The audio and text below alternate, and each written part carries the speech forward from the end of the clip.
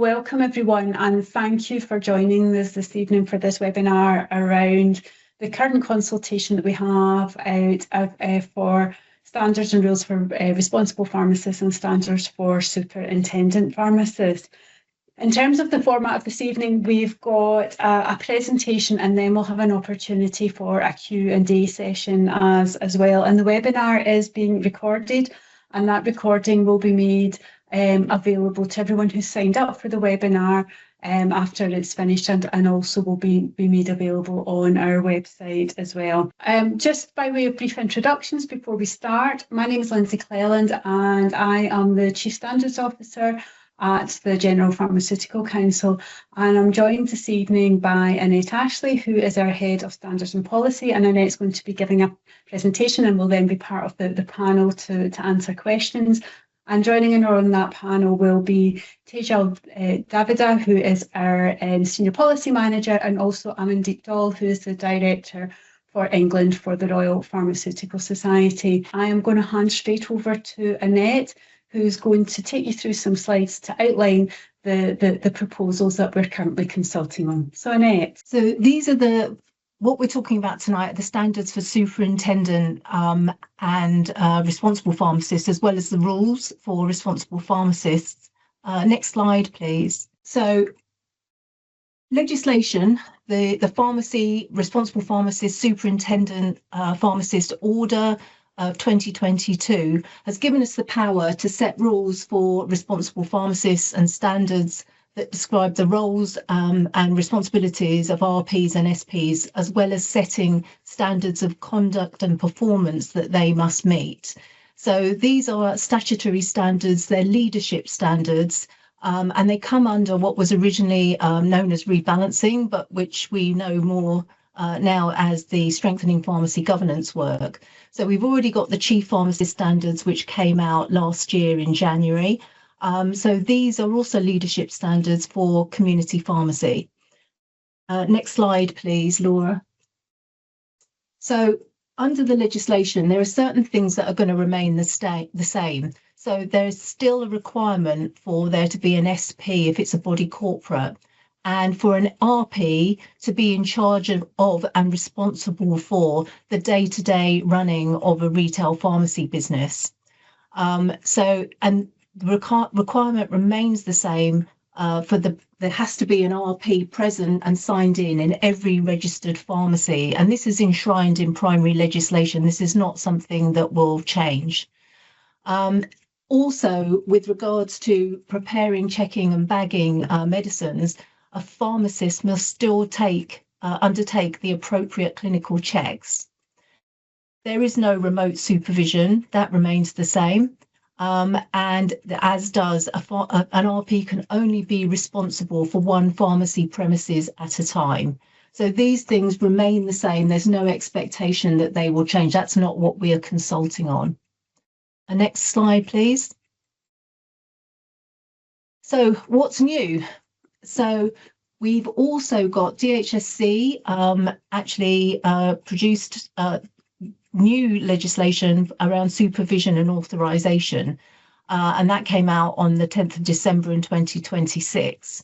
Obviously, this has an impact on pharmacy, community pharmacy, and there's an expectation, there's a very hard deadline that the standards that we produce, which includes and covers authorization and supervision, will go live and will be ready to go live by the 10th of December of 2026. So one of those, as you all are aware, the second point is actually went live on the 7th of January this year. So that's to enable pharmacists to authorize any member of the pharmacy team to hand out prepared, checked and bagged prescriptions in the absence of a pharmacist. And RPS have produced guidance, which is available on their website, which actually kind of talks you through that and what is allowed and what isn't allowed. The third part of that legislation is around pharmacy technicians being able to take primary responsibility in aseptic facilities. This is not under the remit of the GPHC, and it's not something that we'll be discussing tonight. And I think you would need to speak to RPS are producing further guidance on that. Next slide, please. Next one, yeah. So when we're talking about the superintendent pharmacist, as I've said, if you're a body corporate, there must be a superintendent pharmacist. You must appoint a superintendent pharmacist and you must inform the GPHC of the name and the details of that superintendent pharmacist. So they are responsible for securing the safe and effective running of the pharmacy business. Certain requirements remain in place. They must be a pharmacist who maintains their registration with the GPHC. They need to be a senior manager of the retail pharmacy business who is able to play a major part in making decisions about how the activities that are provided by that pharmacy are managed or organised, and the actual managing or organising of those activities. And the other requirement, or the other power that was provided in the Pharmacy Order of 2022 was that SPs can now be responsible for several premises belonging to one or more legal entities. Next slide, please. So these are the standards that have been proposed for superintendent pharmacists, and this is what we are consulting on. The first one, and you'll see a lot of similarities here with those of the chief pharmacist standards. So as I said before, these are all leadership standards. So this is about providing strategic and professional leadership. It's about having a workforce, developing a workforce with the right skills, knowledge, and experience. It's about delegating responsibly and making sure there are clear lines of accountability. It's also about maintaining and strengthening governance to ensure safe and effective delivery of all pharmacy services, and making sure that the environment and premises safeguard the health, safety, and well-being of patients and the public. Next slide, please. So now we're moving on to the role of the responsible pharmacist. And so they are in charge, really. They're responsible for the safe and effective day-to-day running of the pharmacy. And it remains the same that every registered pharmacy must have a responsible pharmacist signed in during business hours. Next slide, please. So these are the proposed standards for the responsible pharmacist. It's about prioritising patient safety. Again, the leadership and management needed to ensure the safe and effective operation of the pharmacy. And here you see the third point about using authorization. So it's about authorizing responsibly and making clear the lines of accountability. One point I do want to make here is regarding authorization. Authorization can be done by any pharmacist. So there's a distinction between the RP, the SP, and the authorising pharmacist. So we're trying to make that clear in the consultation document, that it isn't just the responsibility of the RP to authorise.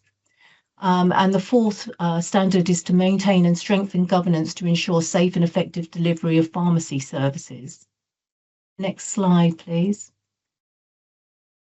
So when we were looking, when we were drafting the standards, both for RPs and SPs, we identified some potential gaps in the existing standards for pharmacy professionals and those for registered pharmacies. Both of those sets of standards will be reviewed. There'll be a full review following the publication and when these standards go live, when the ones for RPs and SPs go live.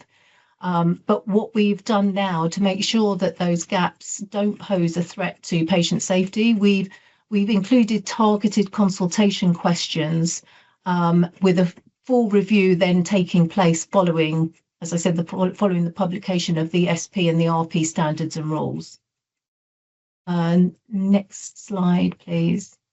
So this is the proposed timeline for the work that's taking place now.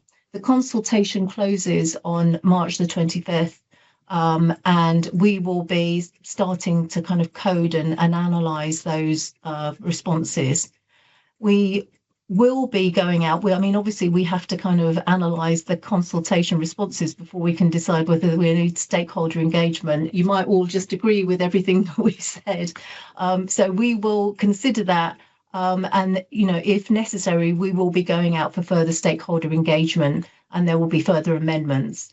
And we will then go to our council and ask them to review and agree the final standards and rules.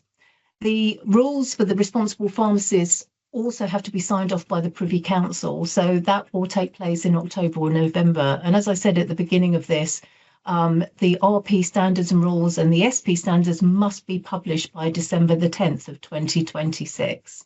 So it's quite a tight deadline. And we would like, you know, we want to hear from everybody who's got kind of points to make with regards to the consultation, and to give us enough time then to actually go back out and talk to the sector if there are disagreements or there are challenges. So that one's quite open. I just wanted to say thank you very much to you all for your time to join this evening. I hope it's been helpful. Thank you for all your questions.